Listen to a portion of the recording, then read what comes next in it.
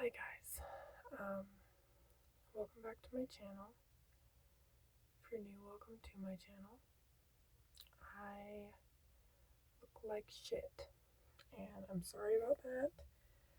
I've had a rough day mentally, and sort of physically as well. Um, but today I kind of wanted to do a heart disease video. I made one of these almost 10 years ago on my old channel. I'm not going to link that just because most of the videos are from a time when I wasn't the happiest, and I don't want to have to relive that in any way. But I have been doing this crap for almost a year. On January 8th, it will be a year since I had my heart attack and went into cardiac arrest and got the pacemaker and got a diagnosis and all of that stuff.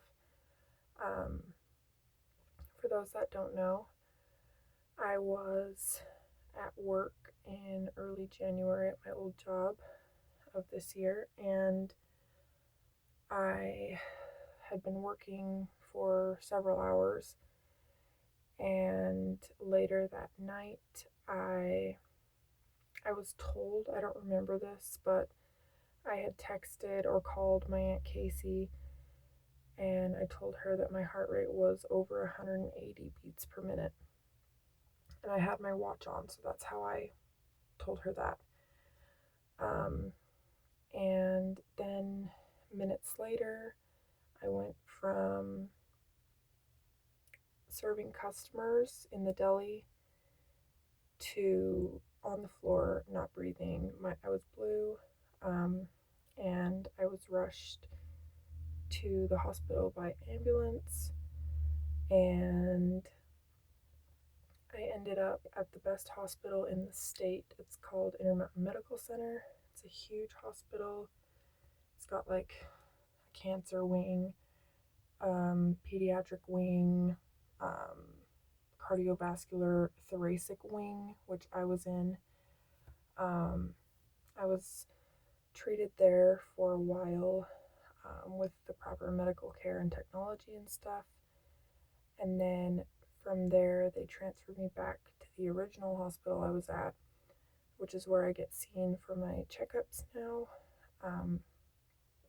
And I was there for, I believe, a little over a week. Keep in mind, there's a solid 3 weeks of my life that I don't remember, which is kind of good in a way because it's something that I don't want to remember. It's something that I don't want to relive.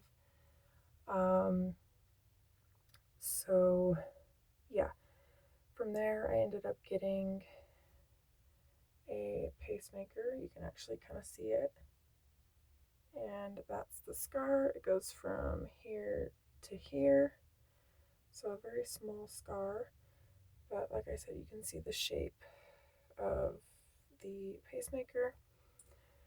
So they put that in because I was diagnosed with something called long QT syndrome. There's something on a heart scan or an EKG that it's called a QT interval, and basically, hence the name, my QT interval is longer than it's supposed to be, which can put my heart into a deadly rhythm, such as tachycardia, ventricular tachycardia, and just rhythms that could end in death. So they diagnosed me with that, and that's why the pacemaker is there. And then through genetic testing later, we found that I did inherit it from my mom. And I also have heart disease. In specific, I have dilated cardiomyopathy, which is a heart muscle disease that basically causes it to weaken over time. And I'm on a bunch of different medications for not only the long QT, but for the dilated cardiomyopathy as well. My heart, when I left the hospital in January, was, I believe, like 30 to 35% functioning. Basically, the way my cardiologist explained it to me is that a normal heart pumps like this, and mine is only doing about this. So it's not pumping nearly as hard as it should be. Since then, it's gone up by about 5%. I'm kind of plateaued at around 40% right now. I saw my cardiologist on the 1st of this month. I vlogged about that as well, but he reminded me where we were at last time and then said again where we want it to be. Next time I will get, I believe, an EKG and an echo. So that will show more of like the internal side of things, what's going on in my heart. I originally had a blood clot in one of the lower ventricles of my heart that was like, I want to say like that big. I was on a medication called Eliquis, and I was on that for 2 or 3 months, and the blood clot went away, which is awesome news. So yeah, and then basically I just expressed my concerns, and he gave me some advice. And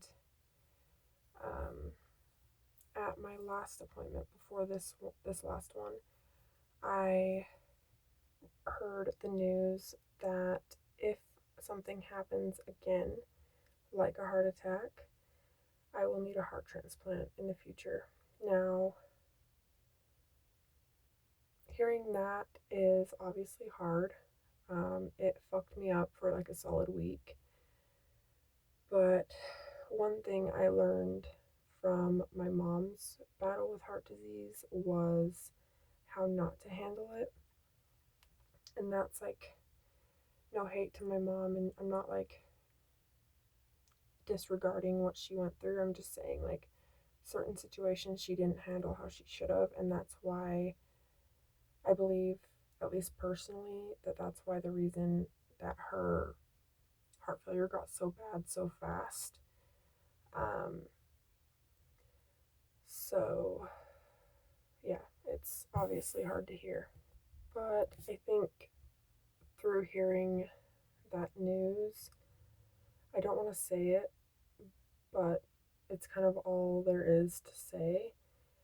I think it's just preparing me for the inevitable.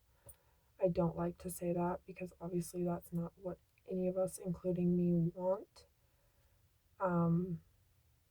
Obviously, I'm not in control of it.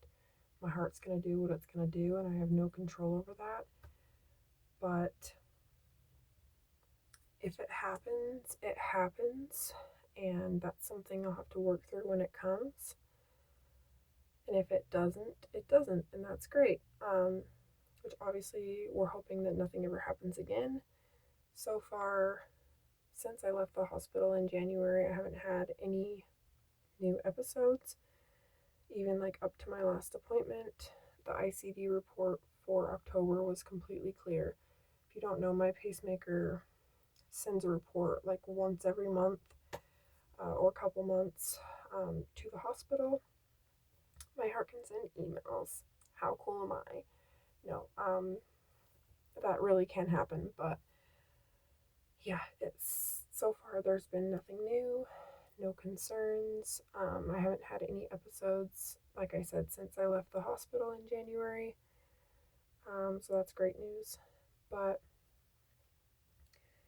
yeah, if you guys want to support people in my situation or a situation similar to mine, you can absolutely do that. You can do it with places like goredforwomen.org. You can do through, I believe it's like the Heart Fund. Obviously, American Heart Association, that's a big one. Every year for my mom's anniversary, I start a fundraiser for Heart Association. We all got, when my mom was fighting heart disease, actually, we got the like red dress pins. And yeah, so those are just a few places that you can support and donate if you can. If not, that's completely understandable. I understand that money is hard to come by, and a lot of people are struggling around this time of year, especially. But yeah, that's just a few ways that you can support people with heart failure. One of the main reasons I started this channel was not only for like vlogs and fun videos, but the main cause of this channel was heart disease awareness and heart health advocacy and all of that stuff, because I know firsthand how it is to go through heart failure. Obviously, I've only been doing it for a year, but it is the toughest thing I've ever had to do, that I've ever had to fight through. My doctors called me a medical anomaly because I don't remember the exact statistics, but like 85-90% of people that go through what I went through either don't make it or they're brain dead and they have to live as a vegetable for the rest of their life.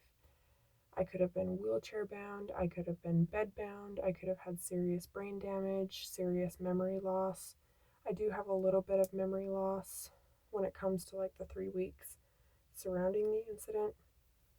And now, like, I notice that short term memory affects me a little bit. Like, for example, I'll put a cup in the fridge to get water and I'll set it there and let it do the water. I'll forget about it and I will walk away like I never even did it. I've done it and left it there so long that the water was overflowing all over the floor. The whole fridge was soaked, like under the fridge was soaked. So short term memory does affect me, but basically what I'm saying is I'm very lucky that my rare circumstance was the case, because otherwise I might not have been able to live a normal life. I still obviously can't live a completely normal life, but it's closer to normal than some people in my situation, which I'm so blessed for that. But yeah, I just wanted to talk to you guys and kind of explain a little bit of my fight and my situation in my life. If you can relate, maybe you or someone you know has heart disease and they're also fighting this fight. Leave me a comment down below and tell me maybe how you feel or how they feel about the situation and get their thoughts and their insight. I would love to hear it to help with my own journey, and to all the other people that are in my situation or a similar one. I am praying for you. My heart is with you.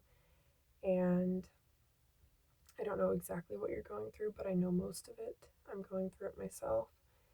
And I just want to make it very clear that I don't have a fear of dying. I'm not looking forward to it, but when it's my time to go, that'll be my time to go. And at the end of the day, my body is in God's hands, and it doesn't matter what the doctors say. They are doctors, but there's one person that can really help me, and that's God. I don't want any religiousness in the comments, broskies. I just want to say the truth, and for me, that is the truth. Obviously, I listen to my doctors, I care about what they say, I take into account what they say. But again, my body is in God's hands, and it's ultimately up to Him what happens to me. And when my time here is over, my time here will be over, and there's no negotiating that. But for right now, I'm happy that I'm still here and I'm living every day to the fullest. I am not planning on going anywhere anytime soon. Obviously, after this video moving forward, I will keep you guys updated on my fight and kind of the progress or the setbacks that we have. I have faith in my doctors and faith in God, and all the support I have around me is amazing. So, thank you to the people who are supporting me through it and loving me through every minute of it. It means the world. So, yeah, that is pretty much what I wanted to say in this video. Like I said, there's a bunch of different places you can support people with heart disease, heart failure, heart defects, all of that. So, yeah, if this video taught you something and gave you some awareness on heart disease, give it a thumbs up and hit the subscribe button if you want to see more videos about heart disease. And my goal here is to educate people on what I'm going through and what millions of other people go through. Approximately 650,000 people have a heart attack each second. So that's just a fun fact for you. Take care of your heart. Be conscious of the muscle in your chest. It will be worth it. Get regular EKGs, whether it's in your genes or not. It's always good to have your heart checked on. And the earlier they catch it, the more they can do something about it. So, yeah, without further ado, I love you guys so much. And I'm happy you're here with me. Thank you for all the support.